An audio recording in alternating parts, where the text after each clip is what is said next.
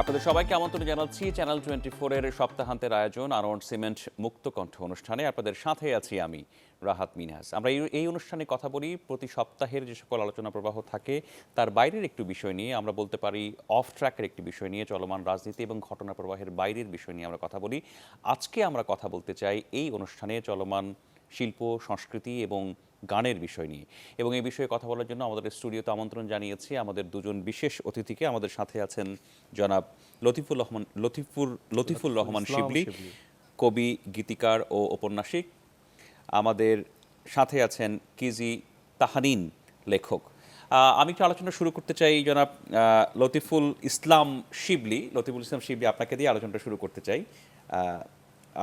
করতে চাই। আপনি অনেক গান লিখেছেন, যে গানগুলো 90-এর দশকে, যে গানগুলো 2000-এর পরেও অনেক অনেক জনপ্রিয় ছিল, অনেকভাবেই আমরা গেয়েছি এবং অনেক নামকরা শিল্পীরা গেয়েছেন, এবং সেই গানগুলো বিভিন্নভাবে জনপ্রিয় হয়েছে। আমি আপনার একটা বিখ্যাত জনপ্রিয় গান, যেটা আয়ুব বাচ্চু গিয়েছিলেন, সুখেরও পৃথিবী, সুখেরও অভিনয়, এই গানটা আমরা হয়তো আলোচনাটা পুরোভাবে অন্য আলোচনায় আসবো। আমি শুরুতেই এই গানটার কথা একটু আপনার কাছে শুনতে চাই জনাব লতিফুল ইসলাম শিবলি, প্লিজ। গান তো হচ্ছে যে কঠিন কথাকে সহজভাবে মানুষের কাছে পৌঁছে দেয়া। তো এগুলো তো মানে জীবনের সুখ দুঃখ, হাসি কান্না, বেদনা, এইসব বিষয়গুলোই ঘুরে ফিরে গানের মধ্যে আসে। তো এই গানটি যে সুখের পৃথিবী, সুখের অভিনয়, যতই আড়ালে রাখো আসলে কেউ সুখী নয়, একটা সহজ কথা, একদম সহজ কথা, এবং এই কথা আমরা সব সময় বলি যে আসলে সুখী নয় আমরা কেউ। তো এখন আমাদের কাজ হচ্ছে এগুলাকে কত নান্দনিকভাবে মানুষের একদম মানে রুট লেভেল পর্যন্ত এটাকে পৌঁছে দেওয়া। কথা যত সহজ করা যায় এবং সহজ কথা এবং খুব গভীর জীবন বোধকে একসাথে যদি ছুঁড়ে দেওয়া যায়, তাহলে সেটা আমার মনে হয় ম্যাস পিপল খুব সহজেই এটা গ্রহণ করতে পারে। একজন স্কুল গোয়িং ছেলে হিসেবে আমিও এই গানটা গ্রহণ করেছিলাম, এই গানটা আমি গেয়েছি। একটু জানতে চাই যে আসলে প্রত্যেকটা সৃষ্টিশীল কর্মের তো ইতিহাস থাকে, প্রত্যেকটা সৃষ্টিকর্মের একটা একটা প্রেক্ষাপট থাকে। হঠাৎ করে এই গানটা আপনি কোন প্রেক্ষাপটে লিখেছিলেন? Actually I was very much professional. মানে আমি এগুলো মানে একজন মানে কবি, প্রেক্ষাপট বা এইসবের চিন্তা চেয়ে তখন আমি এত বেশি কাজ করছি যে সকালে বিকালে দুপুরে রাতে খালি লিখেই যাচ্ছি। তখন কখন যে কোন প্রেক্ষাপটে কোন গান লিখেছি, কিছু কিছু গানের ব্যাপার আছে, গানের পিছনের গল্প আছে। যেমন আমার একটা খুব জনপ্রিয় গান আছে জেল থেকে বলছি, তখন যে ইরশাদ বিরোধী আন্দোলনের সঙ্গে এই গান ওতপ্রোতভাবে জড়িত। এই গল্প আমি অনেক অনেক করেছি আর কি। তারপরে আমার নিজের চোখে দেখা এমন অনেক ঘটনাকে আমি গানের মধ্যে নিয়ে এসেছি। যেমন জেমস ভাইয়ের একটা খুব পপুলার গান আছে মান্নান মিয়ার তিতাস মলম। এক্স্যাক্টলি এই মানুষটি নাটোরের তেবারিয়াহাটে তিতাস মলম বিক্রি করতেন, এবং সেই গানটাকে আমি খুব রিলেট করেছি যে হৃদয়ের ক্ষত আছে যার যত, সে মান্নান মিয়ার তিতাস মলমটা লাগিয়ে দিলে একটু ভালো হয়ে যাবে আর কি, যার হৃদয় ভেঙে গেছে মলম লাগালে সেই হৃদয়টা ঠিক হয়ে যাবে। একাধারে ওই মানে মানে রুরাল একটা স্টোরি, সেটা আরবান ওয়েতে সেটা উপস্থাপন করে আমি দেখেছি। এই গানটি যখন প্রথম রিলিজ হয় আর্মি স্টেডিয়ামে একটা কনসার্ট হয়েছিল, তো আমি একদম গ্রামের এই বিষয়টা তো একদম নাটোরের অজপাড়াগার এক মলম বিক্রেতা, তার একটা জীবন, তার একটা দুঃখবোধ যে সে ডাক্তার হিসেবে স্বীকৃতি চায়, কিরকম যে সবাই চাক তাকে ডাক্তার মান্নান বলুক, কিন্তু সে একটা গ্রামের একদম ছোট্ট কবিরাজ, তার একটা দুঃখবোধ আছে, যাতনা বোধ আছে।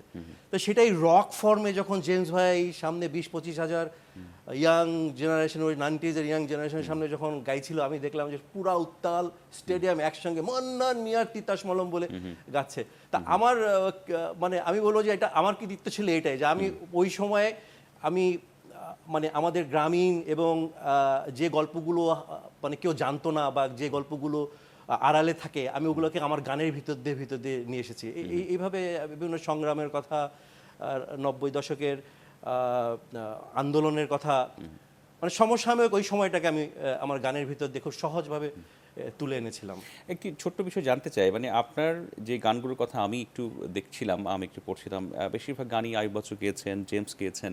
এবং আয়ুব বাচ্চু জেমস যখন নিজে তৈরি হয়েছেন এবং আয়ুব বাচ্চু জেমস যখন জনপ্রিয় হয়েছেন, এবং দেখা যাচ্ছে যে সেই গানগুলোই আমি যদি একটু বলি, জেল থেকে বলছি, গিটার কাঁদতে জানে, প্রিয় আকাশী, নাটোর স্টেশন, একজন বিভাগী, অত্যন্ত জনপ্রিয় গান জেমসের। হ্যাঁ, এই গানগুলো এবং আইয়ুব বাচ্চুর গানগুলো কষ্ট পেতে ভালোবাসি, কেউ সুখী নয়, হাসতে দেখো গাইতে দেখো, নীল বেদনা, আহা জীবন এবং একটা চাকরি হবে চাঁদ মামা, এই যে গানগুলো মানে এই গানগুলো তো আসলে এই শিল্পীগুলোকে অমর করে রেখেছেন।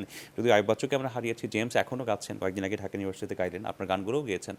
তো এই যে গানগুলো তখন আপনি লিখছেন তাদের জন্য, তখন তো আপনি খুব বেশি বয়স্ক ছিলেন না। আপনি মানে এত গভীর বা এত বড় বড় গান সেই সময় লেখার ক্ষেত্রে আপনার অনুপ্রেরণা বা আপনার পেছনের গল্পটা কি ছিল? বেসিক্যালি আমি গীতিকার ছিলাম না, আমি ছিলাম হচ্ছে কবি। আমি নিজেকে সবসময় সেটাই দাবি করি যে আমি আমার কবিতাগুলোতে সুর দেওয়া হয়েছে। আর বাচ্চু ভাই, জেমস ভাই, আমরা সবাই একসাথে গ্রোন আপ হচ্ছি তখন অ্যাকচুয়ালি। আচ্ছা। এমন না যে তারা অনেক পপুলার বা আমার গানগুলো তারা করছে বলে আমার নাম হচ্ছে, ব্যাপারটা এরকম ছিল না। আমরা সবাই একসাথে গ্রোন আপ হচ্ছি। আজকে আমাদের যেই বিষয়টা নিয়ে আসলে আমরা আলোচনা করতে বসছি এখানে, যে 90 দশকের আমাদের শিল্প সংস্কৃতির 50 বছরের যে অ্যাচিভমেন্ট, রাইট, আমরা এই আলোচনায় আসবো। তো এখন পিছনের দিকে তাকালে মনে হয় ওইটাই আমাদের অ্যাচিভমেন্ট, যে আমরা একটা সময়ে এই দেশে একটা গান দিয়ে একটা রেভলিউশন তৈরি করেছিলাম, মানে কালচারাল রেভলিউশন যেটাকে বলে আর কি। কারণ 90 দশকে ওই সময়ে যখন এই ব্যান্ড মিউজিকের যখন উত্থান হচ্ছে, তখনও হিন্দি গানের প্রবল প্রভাব ছিল। আর শহুরে যুবকরা, তরুণরা ইংরেজি গান শুনতো। আমরা যখন একদম ভিন্ন ধারায় কথা নিয়ে যখন কথাগুলো যখন নিয়ে আসলাম আমাদের গীতি কবিতায়, এবং বাচ্চু ভাই, জেমস ভাই কিংবা হামিন ভাই, শাহিন ভাই কিংবা মাইলস, ফিডব্যাক, এরা যখন একটা ডিস্টর্টেড গিটার দিয়ে একটা ডিফারেন্ট টিউন দিয়ে যখন এইগুলো উপস্থাপনা করা শুরু করলো, তখন মানে ইট ওয়াজ এ হিউজ টিম ওয়ার্ক।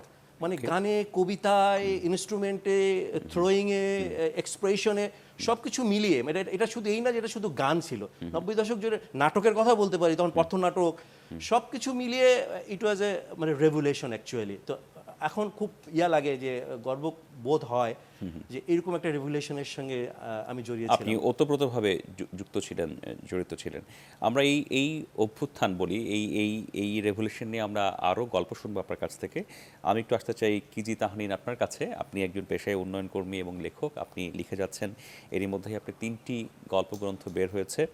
তো এই গল্পগ্রন্থগুলো গল্পগ্রন্থ সম্পর্কে একটু জানবো। তার আগে আরেকটি বিষয় একটু জানতে চাই, সেটা হচ্ছে আসলে যে আমাদের যারা এখন লিখছেন তাদের লেখার অনেকেরই একটা উপজীব্য বিষয় বা অনেকেরই মূল আলোচনার বিষয় থাকে 1971। আমরা 1971 সালে যা অর্জন করেছি, 1971 সালে যা আমাদের বিসর্জন, শুধুমাত্র অর্জনই নয় তো, এখানে তো বড় ধরনের বিসর্জনও আছে। আমরা যে প্রাণ বিসর্জন দিয়েছি, নারীরা সম্মান বিসর্জন দিয়েছেন, সব কিছু মিলে যে সকল অধ্যায়, যে সকল আখ্যান, এই আখ্যানগুলোকে নিয়ে অনেকেই লিখছেন। তো আপনার যে 3টে গল্পগ্রন্থ এর মধ্যে প্রকাশিত হয়েছে, এই 3টে সম্পর্কে আমাদেরকে বলতে পারেন। আর এই 3টে গল্পগ্রন্থের মধ্যে আপনার কি ইতিহাস উপজীব্য করে কিছু লেখা হয়েছে কিনা? ধন্যবাদ।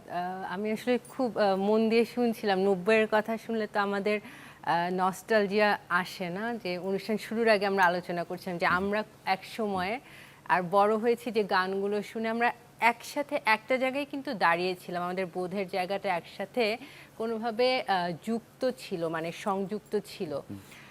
তো সেই কেন বললাম, আসলে আপনি যে বললেন যে 1971 নিয়ে অনেক গল্প লেখা হচ্ছে, আমার মনে হয় না, আমি এটার সাথে একমত নই। এই সময় এসে মুক্তিযুদ্ধকে আমরা একটি পুরনো ঘটনা, একটি গন্ডগোল, একটি ফেলে আসে এবং আমরা বিরক্ত হই।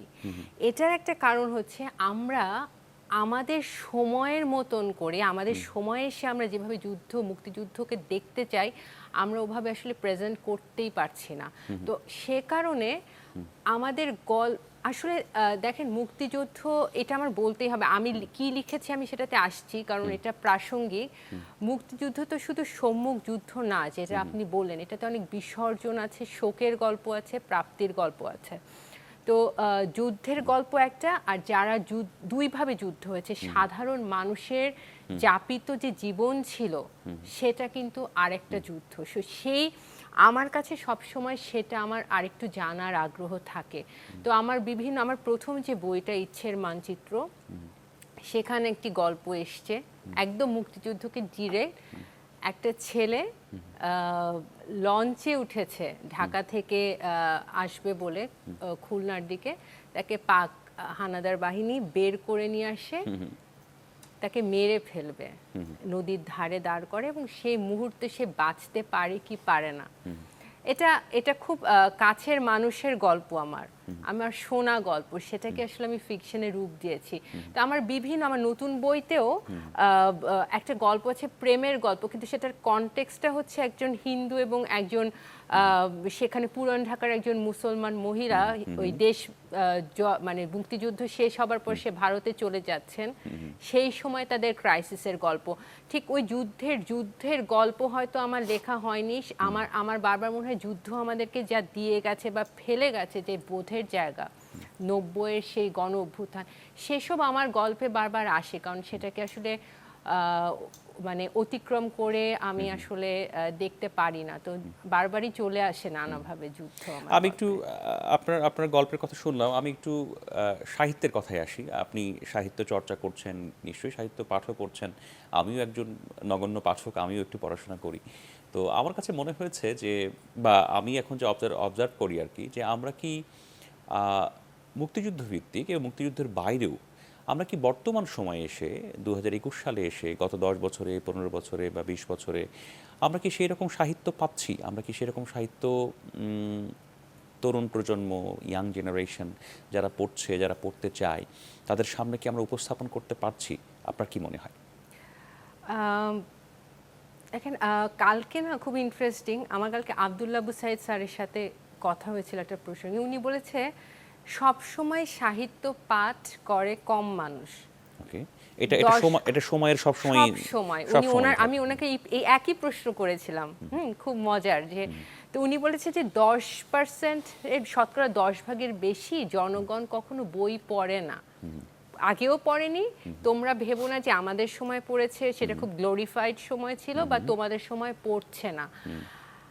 ভালো সাহিত্য হচ্ছে কিনা, এই যে শিবলি ভাইকে আমি মেলায় দেখি, তো হ্যাঁ, নালন্দার সামনে উনি আছেন, এবং তরুণ পাঠকদের ভিড়, ওনাকে দেখবার একটা আকাঙ্ক্ষা, ওনার একটা অটোগ্রাফ নিবে, সেরকম সাহিত্য কিন্তু হচ্ছে। এখন সাহিত্য পাঠ হচ্ছে কিনা সেটা একটা জায়গা, সেটার একটা কারণ হচ্ছে আমাদের সোশ্যাল মিডিয়া, সেটার একটা কারণ হচ্ছে আমাদের মানে কনসেন্ট্রেশনগুলো অনেক দিকে এখন আমাদের ভাগ হয়ে গেছে, হ্যাঁ, ডিভাইডেড হয়ে গেছে। তারপরও যার পড়া, সে ট্যাবের মধ্যেও কিন্ডল থেকে বই পড়বে, সে ট্যাবকে একটা মাধ্যম বানিয়েও পড়বে, যারা পড়ার তারা পড়ছে। তবে এখন একটা সমস্যা হয়েছে, ভালো সাহিত্য এবং জনপ্রিয় সাহিত্যের মধ্যে আমাদের যে একটা থিন লাইন আছে, সেটা আমরা বুঝতে পারছি না। আমাদের সোশ্যাল মিডিয়ার পপুলারিটি দেখে আমরা সাহিত্যের মান নির্বাচন করছি, সেখানে একটা সমস্যা। কিন্তু আমি কেন আশাবাদী? আমার কাছে মনে হয় সাহিত্য এমন একটা মাধ্যম, সেটা আমার সময় আমার সাহিত্য ভালো কি খারাপ সেটা আমি এখন বুঝতে পারবো না, সেটা বলতে পারবে 20 বছর পরে, 10 বছর পরে পাঠক। যে কারণে আজকে শিবলি ভাইকে আমরা পেয়ে এত গল্প করলাম, অনুষ্ঠান শুরুর আগেও আপনি কেন এই গানটা লিখলেন, ওই গান, আমাদের অনেক প্রশ্ন ছিল।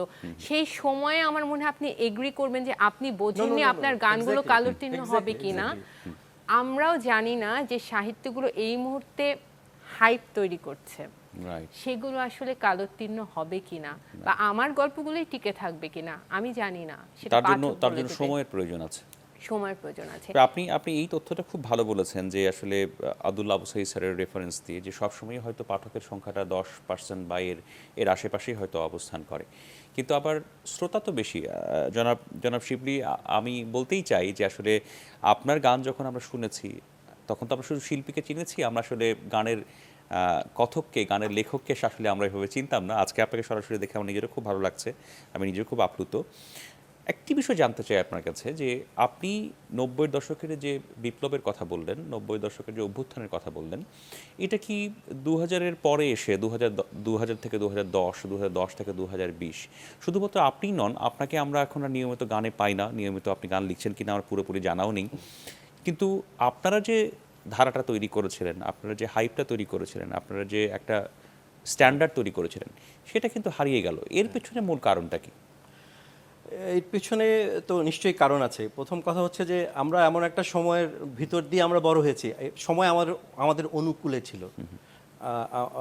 কোনো একটা সময়, যেমন মুক্তিযুদ্ধের সময় ওই সময় তারুণ্যের জন্য নিজেদেরকে মানে প্রকাশ করার একটা ব্যাপার ছিল, নিজের তারুণ্যকে প্রকাশ করা। এখন মুক্তিযোদ্ধারা রাইফেল নিয়ে নিজেদেরকে প্রকাশ করেছে, জীবন দিয়ে নিজেদেরকে প্রকাশ করেছে। যুদ্ধ পরবর্তী সময় আজম ভাইরা রাইফেল ফেলে গিটার নিয়ে ওরে সালেকা ওরে মালেকা, অদ্ভুত এক ল্যাঙ্গুয়েজ। রেল লাইনের ধারে ওই বস্তিতে জন্মেছিল একটি ছেলে, চিৎকার করে একদম মানে চিৎকার করে গাচ্ছে। ওই হাইকোর্টের নুরা পাগলার সাথে বড় বড় চুল রেখে আজম ভাই গান গাচ্ছে হেরে গলায়। আজম ভাই এক সুরে উনি গাচ্ছেন না, হেরে গলায় গাচ্ছেন, এবং সেটা ওই সময় তারুণ্য গ্রহণ করছে, কারণ তখন সময়টাই ছিল এরকম দ্রোহের। তো বাই দ্য ওয়ে আমরা 90 দশকে ওইরকম একটা সময় পেয়েছিলাম। একদিকে স্বৈরাচার এরশাদ সে গণতন্ত্র হরণ করে রেখেছে, ক্ষমতায় আসীন। তখন তো যথারীতি তারুণ্যের যে ধর্ম, এই মানে বেরিয়ে আসা, দ্রোহের ভিতর দিয়ে তারুণ্যের যে প্রকাশ ঘটা, আমরা আমাদের কবিতায়, গানে, পথনাটকে, নাটকে, সাহিত্যে, উপন্যাসে সব দিক দিয়ে সেটা ঘটেছে। ঠিক এখনও আমরা একটা যে ভালো সময়ের ভিতর দিয়ে যাচ্ছি ব্যাপার তো তা না, এখনও মানে বলার মতো অনেক কিছু আছে যে আমরা এমন একটা সময়ের ভিতর দিয়ে যাচ্ছি। এখন আমি এই মুহূর্তে অনেক কথা আমি বলতে পারবো না, বলতে গেলে হয়তো একটু পরে হয়তো আমাকে ডিজিটাল লাইনে মামলা দিয়ে দিবে, কারণ আমাদেরকে সাপ্রেস করে রাখা হয়েছে কোনো না কোনোভাবে। এখন যেই এই তারুণ্যের এখন সময় হচ্ছে যে এখান থেকে নিজেদেরকে প্রকাশ করা, এই সাপ্রেশনের ভিতর থেকে নিজেকে প্রকাশ করে ফেলা। সেটা গান হতে পারে, কবিতায় হতে পারে, সেটা নাটকে হতে পারে, অনেক কিছুতে হতে পারে। কিন্তু খুব দুঃখজনকভাবে যে আমি ব্যক্তিগতভাবে আমি আমার কথা বলতে পারি যে আমি সেটা দেখছি না, সেই প্রকাশটা নেই।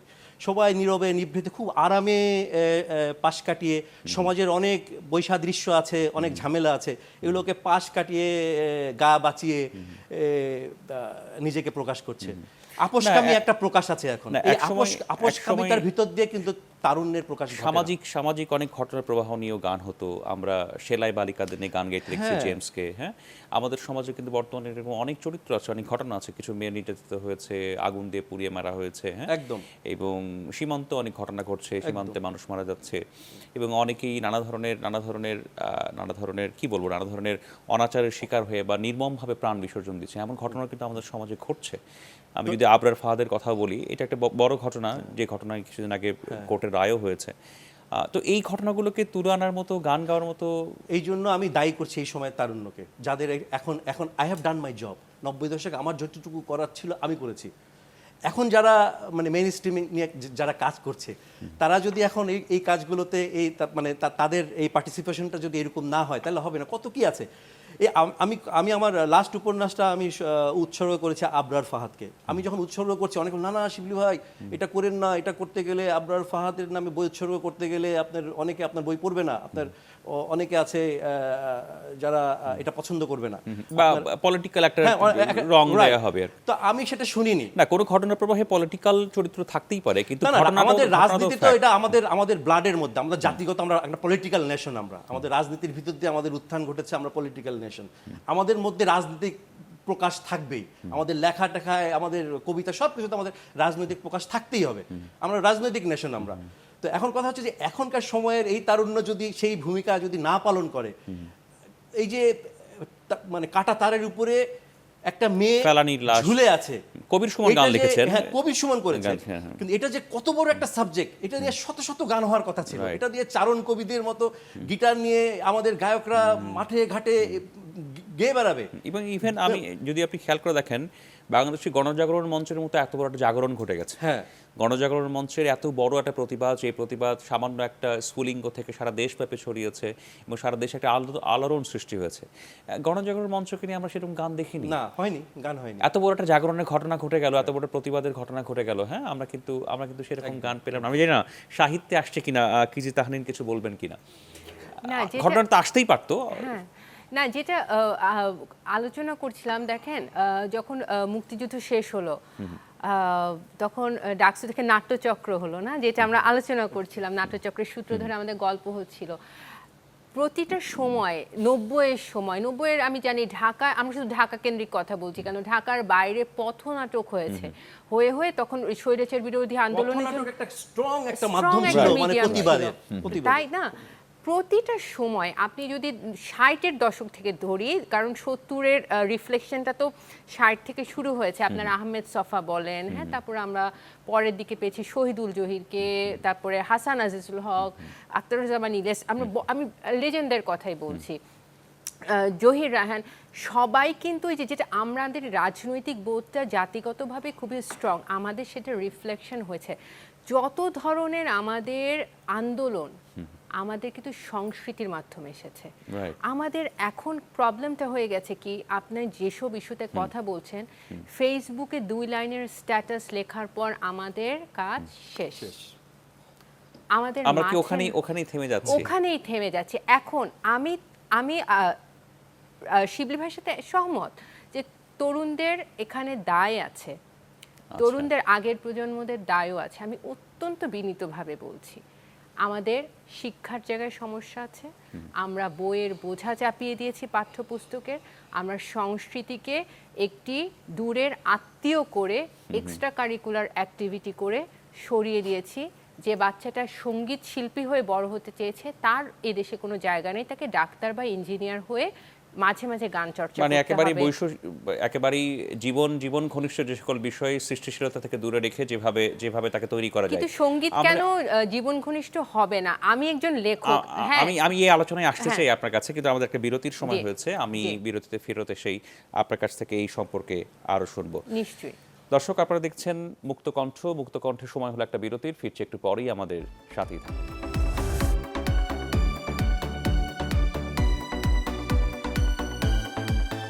আবারও আমন্ত্রণ জানাচ্ছি আনোয়ার সিমেন্ট মুক্তকণ্ঠ অনুষ্ঠানে। আজ আমরা কথা বলছি সাম্প্রতিক সাহিত্য, শিল্প এবং গান নিয়ে। আমাদের সাথে উপস্থিত আছেন জনাব লতিফুল ইসলাম শিবলি, সুরকার, গীতিকার, ঔপন্যাসিক। আমাদের সাথে আছেন কিজি তাহনিন, লেখক এবং উন্নয়ন কর্মী। আপনি একটা কথা বলছিলেন বিরতিতে যাওয়ার আগে, যে বর্তমান সময়ের প্রেক্ষাপটে আপনার কিছু অবজারভেশন বা পর্যবেক্ষণ তুলে ধরছেন, সেটা যদি একটু শেষ করেন। জি, না, আমি যেখানে বলছিলাম যে হ্যাঁ, তরুণদের দায় আছে, সেই সাথে অতি বিনয়ের সাথে তাদের আগের প্রজন্মের দায়ও আছে। আমি জানি না শিবলি ভাইটা আমার বলা উচিত কিনা, আমার কাছে মনে হয়েছে ঠিকমতো ট্রান্সমিট করা হয়নি বোধটাকে, বা সেখানে একটা গ্যাপ আছে। আমাদের শিক্ষার জায়গায় গ্যাপ আছে, কারণ আমাদের শিক্ষাটার জায়গায় আমাদের বইয়ের পাঠ্যপুস্তকের বোঝাটা অনেক বেশি। আমাদের জীবনযাপনের সংস্কৃতি চর্চাটাকে এত দূরে, মানে একটা মেরুকরণ করা হয়েছে যে সেটা আমাদের জায়গাতে নাই। আমাদের পাশের দেশেও যদি একজন সঙ্গীত শিল্পী হতে চায়, তাকে কিন্তু ওভাবে গ্রুম করা হয় ছোটবেলা থেকে, তার আপব্রিঙ্গিংটা ওরকম হয়। আমাদের দেশে তুমি আরও 10টা কাজ করে, কোচিং করে একটা বাচ্চা সঙ্গীত শিল্পী হয়ে পেশা হিসেবে নিতে পারে না। নিতে পারলেও এখনও অনেকে বলবে ঢাকা ইউনিভার্সিটিতে কোর্স আছে সবখানে, ওই যে আপনার ক্রিয়েটিভ ইন্ডাস্ট্রির জায়গাটাতে ঘাটতি, একজন এটা ফুল টাইম পেশা হয় না, মনস্তত্ত্বে ঘাটতি। একজন শিল্পীকে বলে তুমি আর কি করো। ধরেন আমি লিখতে ভালোবাসি, এই জায়গাটা কিন্তু খুব পরিষ্কার, কিন্তু আমাকে কিন্তু 9টা 5টা কাজ করে, জ্যাম ঠেলে, অন্যান্য কাজ সেরে একটু সময় পেলে তখন যে লিখতে হয়। সেখানেও কিন্তু আমাদের ওই সোশ্যাল স্ট্রাকচারে একটা ঝামেলা আছে, এবং আমরা সংস্কৃতিটাকে অনেক কিছু করেছি আমাদের আগের প্রজন্ম, কিন্তু কোথাও যেন একটা গ্যাপ তৈরি হয়ে গেল। তারপরে আমাদের বাইরের জগতের অনেক ধরনের, আমি কিন্তু বাইরের যে আমরা এই যে ধরেন নেটফ্লিক্স, ফেসবুক, এটাকে আমি খারাপভাবে দেখি না। অনেকগুলো জানালা না খুললে কিন্তু দেখার চোখ তৈরি হবে না, সেটা না। আমাদের দেশে আসলে আমরা কতটুকু কি তৈরি করতে পারছি, যা তৈরি করছি কেন পৌঁছাচ্ছে না জানেন? আমরা না কানেক্ট করতে পারি না। আমরা যা দেখছি আমরা সেটা তৈরি করি না, আমরা খালি অনুকরণ করছি অন্য দেশের মতো করে। আমরা যেটা শিল্পী ভাইয়ের সাথে কথা হচ্ছে, আমরা হলুদে অন্য দেশের গানকে অনুকরণ করছি। আমাদের নিজেদের সংস্কৃতির ব্যাপারে আমাদের একটা কুণ্ঠা আছে, ইনফেরিয়রিটি কমপ্লেক্স আছে। আমি আপনার সাথে একমত, কিন্তু আমার কাছে মনে হয় আপনি যে গানের কথা বললেন, একটা গান, যে গানটা সাম্প্রতিক সময়ে বেশ, এখন তো আসলে শব্দটা ভাইরালি ব্যবহার করতে হয়, সাম্প্রতিক সময় ভাইরাল হয়েছে, জনপ্রিয় হওয়ার শব্দটা ওইভাবে আসলে ব্যবহারই করি না আমরা, বলি ভাইরাল হয়েছে। ওই যে আপনার আইলোরে নয়া দামান গানটি আর কি, এই গানটা নতুন করে গাওয়া হয়েছে, এই গানটা নতুন করে আমাদের সামনে এসেছে। যদিও এটা খুবই খুবই ছোট উদাহরণ, খুবই একটি গানের উদাহরণ, হয়তো এরকম গান আর বেশি আসেনি। আমার তো মনে হয় লালনের গান, আমার তো মনে হয় শাহ আব্দুল করিমের গান আমাদের সামনে আরও বেশি বেশি উঠে আসা দরকার ছিল। ওকে, কেউ নতুন ইনস্ট্রুমেন্টে গাক, নতুন করে গাক, তাতে কোনো সমস্যা নেই, কিন্তু এই গানগুলোর চর্চা তো আমাদের হওয়া প্রয়োজন ছিল। শিবলি ভাই, আপনার কাছে আমি আরেকটি বিষয় নিয়ে আসতে চাই। আপনার অনেক কালজয়ী গান, যে গানগুলোর অনেক গল্প আমরা জানি না, অনেক গল্প শুনতেও চাই। আমি আপনার কাছে শুনতে চাই, আপনি কিছুক্ষণ আগে বলছিলেন যে আসলে সময়ের যে দাবি বা সময়ের যে প্রেক্ষাপট, এই প্রেক্ষাপটগুলো বর্তমানে শিল্প সংস্কৃতিতে আসলে পরিবর্তিত হচ্ছে না, রূপান্তর হচ্ছে না। তো সেটা না হওয়ার পেছনে আপনি কিছু কারণের কথা বলেছেন, কিন্তু আবার তো এটা মনে রাখা প্রয়োজন যে সব সময় তো সমাজে এই প্রতিকূলতাটা থাকেই।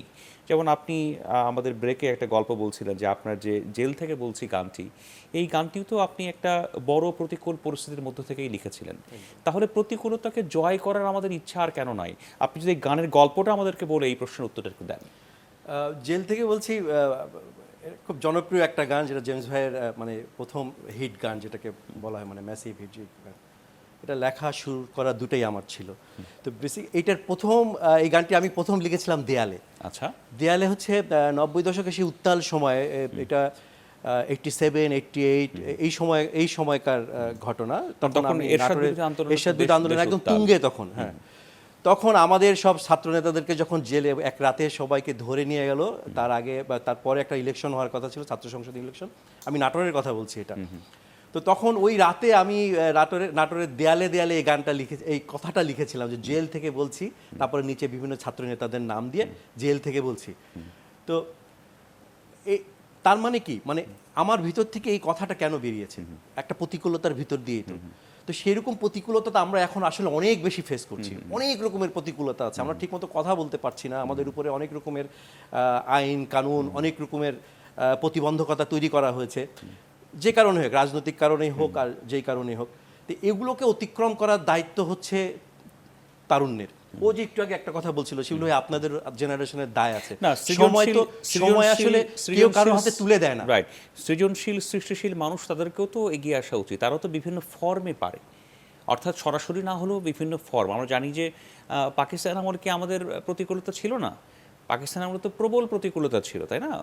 রবীন্দ্রনাথ ঠাকুরের জন্মশতবার্ষিকী করতে দেয়নি, আমরা পহেলা বৈশাখে গান গাবো সেটারও বিরোধিতা ছিল, ঠিক আছে? আমরা কেন বাঙালি কবি রবীন্দ্রনাথের গান গাই সেটা নিয়ে পাকিস্তানের মন্ত্রীরা উল্টাপাল্টা কথা বলতো, অনেক ঘটনা প্রবাহে কিন্তু আমরা দেখেছি। কিন্তু যখন আমরা চেয়েছি তখন তো আটকে রাখা যায়নি। তাহলে এখন আমরা আটকে থাকছি কেন? আপনার দৃষ্টিতে আপনি কি বলবেন? না, আমি এটা বলবো যে এই তারুণ্যের, আমি একদম সরাসরি এই তারুণ্যকে দায়ী করব, যাদের হাতে এখন দায়িত্ব আছে তারা এটা ফলো করছে না। মানে আমি বলেছি সবসময়, যেটা বলে থাকি, যে I have done my job. 90 দশকে আমার যে অংশটা করার কথা ছিল, এখন আমি আমার উপন্যাস লিখছি, আমি হয়তো ঔপন্যাসিক হিসাবে। এখন এই গানগুলো যখন লিখেছেন, আমি কষ্ট পেতে ভালোবাসি, কেউ সুখী নয়, হাসতে দেখো, গাইতে দেখো, অনেক গান আমার কাছে পুরো তালিকাটাই আছে। এই গানগুলো যখন লিখেছেন তখন তো আপনি মিড 25 অথবা 26। আমি আমার বেস্ট গানগুলো 25 থেকে 27 বছরের মধ্যে, বয়সের মধ্যে আমি লিখে ফেলেছি। আচ্ছা, তারপরে আপনি চাচ্ছেন যে এই বয়সের জেনারেশনটাই যাতে লিখে এগিয়ে আসে, একদম, কারণ এটাকে আপনি যথাযথ সময় মনে করছেন। একদম একদম। এবং আমাদের সেই প্রতিকূলতাও আছে। আচ্ছা, মানে যত বেশি চাপ দেওয়া হবে তত বেশি মানুষ নিঃশ্বাস নেওয়ার জন্য মাথা চারা দিয়ে উঠবে। তা আমি মনে করি যে এখন এই মুহূর্তে অনেক রকম চাপ আছে শিল্প সাহিত্যে ফ্লোরাইজ করার জন্য। সেই চাপকে ইগনোর করে, সেই প্রতিকূলতাকে ভেদ করে এই তারুণ্য জেগে উঠবে। আমি প্রতীক্ষায় আছি সেই তারুণ্যের জন্য, এবং কথা বলবে, সত্যের পক্ষে, দেশের পক্ষে কথা বলবে। এই যে আমরা একটু আগে বলছিলাম যে এই ফেলানিকে নিয়ে কি অসাধারণ একটা কাজ হতে পারে, আবরার ফাহাদকে নিয়ে কাজ হতে পারে, আমাদের নদীগুলো মরে যাচ্ছে, নদীর দুঃখ নিয়ে গান হতে পারে, আমাদের সেই নদী নিয়ে আগে যে 60-70 বছর আগে যা গান হয়ে গেছে, এরপর আর নদী নিয়ে কোনো গান নেই। অথচ এখনই গত 100 বছরের মধ্যে নদীর যদি দুঃখ হয়, তাহলে এখন এই মুহূর্তে হচ্ছে নদীগুলো সব শুকিয়ে যাচ্ছে। নদীর সবচেয়ে বড় দুঃখের সময় হচ্ছে এখন, কিন্তু নদী নিয়ে সেই গান হচ্ছে না। তো এর জন্য কে দায়ী? এই সময়ের যাদের মানে যে তারুণ্য প্রতিনিধিত্ব করছে যে সময়কে, তারা দায়ী। তাদেরকে এদিকে মনোযোগ দিতে হবে, ফোকাস দিতে হবে ওই দিকে। কারণ আমি যদি সারাদিনই প্রেমের গান করি, আমি আজকে সন্ধ্যায় আমি একটা বিয়ের অনুষ্ঠানে গিয়েছিলাম, অনেক দিন পর একটা বিয়ের অনুষ্ঠানে গিয়েছিলাম গায়ে হলুদে। আমি রীতিমতো অসুস্থ ফিল করেছি। একদম মনে হচ্ছে আমি মানে ইন্ডিয়ান কোনো মধ্যপ্রদেশের কোনো একটা মানে বিয়ের অনুষ্ঠানে আমি এসেছি, কিংবা হিন্দি সিনেমার কোনো একটা সেট পড়েছে এখানে, হিন্দি সবাই একদম ইয়াং জেনারেশন, আমি প্রায় 2-3 ঘন্টা ছিলাম, পুরো 2-3 ঘন্টায় জনপ্রিয় সমস্ত হিন্দি গান দিয়ে দেশে তারা নাচছে, ওই ড্রেস আপ, ওইরকম সেট ডিজাইন, ওরকম। আমি আমি খুব ঘাবড়ে গেছি যে এই যদি হয় অবস্থা, কোথাও কোনো বাংলা কোথাও বাজে নেই, এবং ইংরেজিও বাজে নাই সেখানে। আসলে ওরা মনে হয় তো- কালা চশমাই মনে হয় মানে- আবদ্ধ ছিল, আমি জানি না আমি এটা আমি এই কালো খুব চশমা হতাশ হয়ে গেছি। শুধুমাত্র আমার কাছে মনে হচ্ছে গানই হ্যাঁ। নয়, হ্যাঁ। পরে আমি জানলাম যে হ্যাঁ, এটাই হচ্ছে এখনকার বিয়ের চিত্র, মানে এটা সব জায়গায় একদম টপ লেভেল থেকে শুরু করে মধ্যবিত্ত, নিম্নবিত্ত, গ্রামে গঞ্জে সবাই নাকি এখন এইভাবেই গায়ে হলুদ করে। ওই হলুদ বাটো, মেহেন্দি বাটো, ওই কাহিনী শেষ। দ্যাটস এরা ইজ গন। এখন এই যে এই সংস্কৃতি, এটা একদম এলিয়েন একটা সংস্কৃতি। মানে জাস্ট টিভিতে এই বিভিন্ন ইন্ডিয়ান মানে ডেইলি সোপগুলো দেখে দেখে দেখে দেখে আমাদের একটা জেনারেশন তৈরি হয়েছে। আমরা আমাদের যে মানে নিজস্বতা সেটা হারিয়ে ফেলেছি। তাহলে এটা আমি কাকে দায়ী করব? এটা কি আমার দোষ, নাকি জহির রায়হানের দোষ? এটা এখনকার তারুণ্যের দোষ, তারা ওটা গ্রহণ করেছে। না, কিন্তু কিন্তু ভালো কি হচ্ছেও আমাদের দেশে এখন এখন অনেক জনপ্রিয় শিল্পী গাচ্ছেন, এটা যেমন ঠিক। পুরো আপনার 90 দশকের শিল্পী তারাও এখন অনেকেই গাচ্ছেন, তাও ঠিক। কিন্তু আমরা ওই মানের বা ইমপ্যাক্ট হচ্ছে না, সেটার ইমপ্যাক্ট তৈরি করতে লাগবে। পারছি না। আমি আরেকটি বিষয়ে আমি আপনার কাছে আসতে চাই, সেই বিষয়টা বলে আরেকটা প্রশ্ন আপনাকে করতে চাই। সেটা হচ্ছে যে দেখুন, বাংলাদেশ 50-এ পদার্পণ করলো, আমরা বিজয় দিবস পালন করলাম, আমরা তো দেশাত্মবোধ নিয়েও ভালো কোনো গান দেখছি না। আপনি কিছু মনে করবেন না, আমার কাছে মনে হয় জেমসের ওই গানটা, তুমি মিশ্রিত লগ্ন মাধুরীর জলে ভেজা কবিতায়, প্রিন্স মাহমুদের কথা হ্যাঁ। শুনে, হ্যাঁ। তো এরপরের তো এরকম জনপ্রিয় বা সবার মুখে মুখে ঘোরে গত এমন 2-3 দিন, এই 15 ডিসেম্বর, 16 ডিসেম্বর আর 17 গত 2-3 দিনে আমি বাইরে যত দেশাত্মবোধক গান শুনেছি, ওই যে আমাদের মানে মানে 80 আর দশকের আর 70 দশকের যে দেশাত্মবোধক গান, এরপরে ওই ব্যান্ডের জেমস ভাইয়ের কিছু গান আছে, বাচ্চু ভাইয়ের এক বাংলাদেশ গান আছে, জেমস ভাইয়ের গানটা বাজে। আপনারও একটা গান আছে মনে, পলাশির প্রান্তর, হ্যাঁ। মাইলসে, এই কয়েকটা গানই ঘুরে ফিরে বাজে। তার মানে কি, মানে নতুন এখনকার কোনো নতুন দেশাত্মবোধক কোনো গানই নেই। তার মানে কি আমাদের দেশপ্রেম ওইভাবে ফিল করছে না এখনকার গীতি কবি বা যারা মানে গান করছে, ওইভাবে তো ফিল করছে না। ফিল করলে তো তৈরি হতো। আমি বললাম কিছুক্ষণ আগে যে আমাদের নদীগুলো শুকিয়ে যাচ্ছে, আমাদের নদীগুলোকে বাদ দিয়ে দেওয়া হচ্ছে, ফারাক্কা দিয়ে আমাদের দেশের একটা অংশকে একেবারে ডিস্ট্রয় করে দেওয়া হয়েছে। কই ফারাক্কা নিয়ে তো কোনো গান তৈরি হচ্ছে না, প্রতিবাদ হচ্ছে না। এক্স্যাক্টলি। আমি আসবো আপনার কাছে, আমি একটু কিজি তাহারিনের আপনার কাছে আরেকবার আসি। শিবলি ভাই যে সকল ঘটনা প্রবাহের কথা বললেন, যে আসলে বর্তমান সময়কে রিপ্রেজেন্ট করা, রিফ্লেক্ট করা, সেটা গানে তো ঘটছেই না। সাহিত্যের কি পরিস্থিতি? আপনি যে গল্পগ্রন্থ 3টি লিখেছেন, এটা তো একবার সাম্প্রতিক সময়ের ঘটনা প্রবাহে লিখেছেন, আপনার গল্পে কি এই বিষয়গুলো আসছে? সেটা তো আসলে আমার পাঠকরা ভালো বলতে পারবে, কিন্তু ওই শিবলি ভাই যেটা বলছে আমি কিন্তু ওটার সাথে একমত। সেটার কারণ আমি পরে বলবো, কিন্তু আমার গল্প গ্রন্থের কথা যদি বলেন, আমি সেভাবেই লিখতে পছন্দ করি। মানে আমার যেহেতু ঢাকা শহরে বড় হওয়া, তাই না, কিন্তু আমার একজন লেখকের শক্তি হচ্ছে তার কল্পনা শক্তি। একটাই শক্তি, সে এখানে বসে সুইজারল্যান্ডেও ঘুরে আসতে পারে, সে মরুভূমিতেও ঘুরে আসতে পারে, সৈয়দপুরের একটা গ্রামেও ঘুরে আসতে পারে। আমার যেটা একটা মানে একটা বৈশিষ্ট্য চারিত্রিক ছোটবেলা থেকে, সেটা হচ্ছে আমার গল্প শুনতে ভালো লাগে। আমি সবখান থেকে গল্প কুড়াই।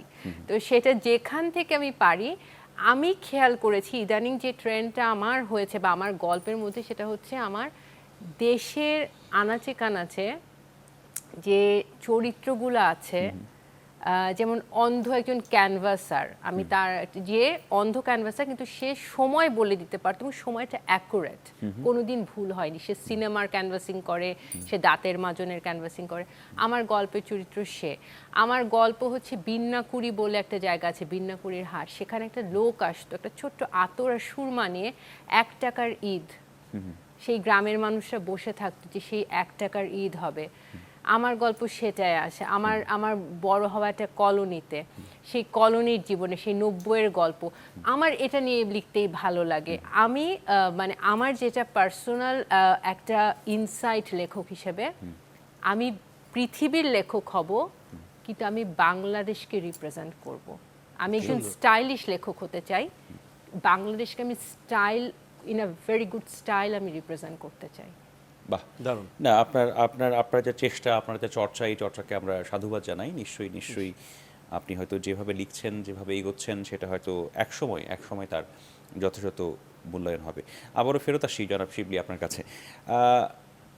যদি আমি বলি যে নানা ঘটনা প্রবাহ হচ্ছে, গান হচ্ছে না, হ্যাঁ, গান হচ্ছে না, কিন্তু আপনারা যেটা একটু কি বলবো, একটা জেনারেশন পার হয়ে এসেছেন, আপনারাও কি লেখা বন্ধ করে দিয়েছেন? আপনারাও কি আর আর আর গান লেখার ক্ষেত্রে আগ্রহ পাচ্ছেন না?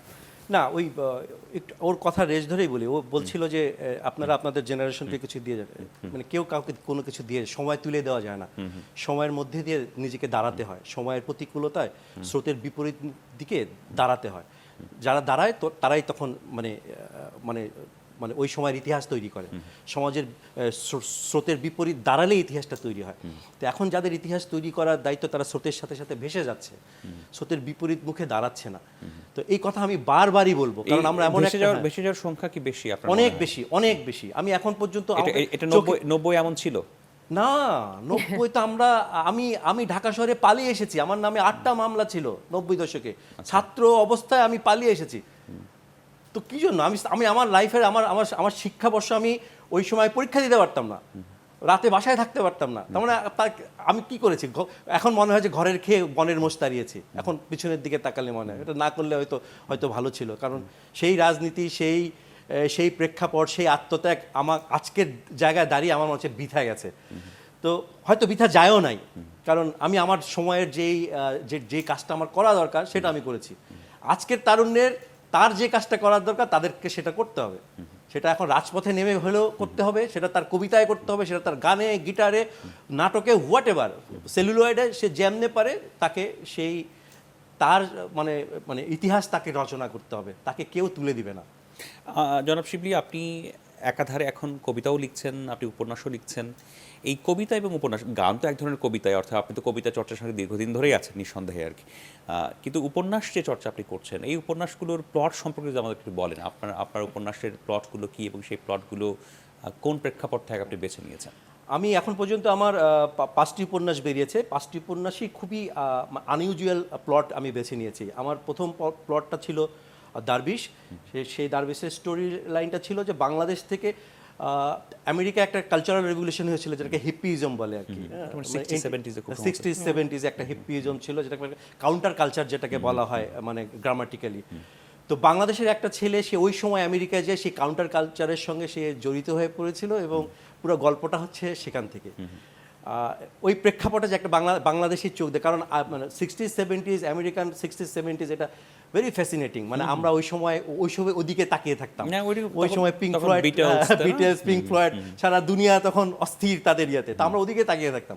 তো আমার কাছে খুব ফ্যাসিনেটিং লাগতো ওই সময়টাকে। তো আমি আমার ওই গল্পের ভিতর দিয়ে আমার যেই স্বপ্নের যেই 60s 70s 80s এর যে আমেরিকা, আমি সেটাকে তুলে এনেছি। আমার সেকেন্ড গল্পটা হচ্ছে দখল, সেটা ছিল ঢাকার আন্ডারওয়ার্ল্ড নিয়ে। এবং ঢাকার আন্ডারওয়ার্ল্ড নিয়ে ওটা এখন পর্যন্ত ওটা প্রথম এবং একমাত্র বই। ঢাকার আন্ডারওয়ার্ল্ডকে নিয়ে আমি অনেক রিসার্চ করেছি এবং ঢাকায় একসময় শীর্ষ সন্ত্রাসীরা ঢাকাকে ভাগ ভাগ করে রুল করত এবং তাদের সঙ্গে কীভাবে পলিটিক্যাল লিয়াজও করে ক্ষমতার রদবদলটা হতো, সেটা নিয়ে একদম রিয়ালিস্টিক ওয়েতে আমার এই উপন্যাসটা লেখা। খুব ইন্টারেস্টিং মনে হচ্ছে। ওটার দখল। এরপরে হচ্ছে আসমান। আসমান হচ্ছে যে এই বইটা 90 দশকের একটা ছিল ট্রান্সফরমেশন, মানে ও হতাশা থেকে ও ধীরে ধীরে ইসলামিস্ট হয়ে ওঠে। ওই সময় আফগানিস্তানে তখন অনেকে জেহাদ করতে যেত, ও আফগানিস্তানে যায়, জেহাদ করতে যেয়ে ওর একটা মোহভঙ্গ ঘটে।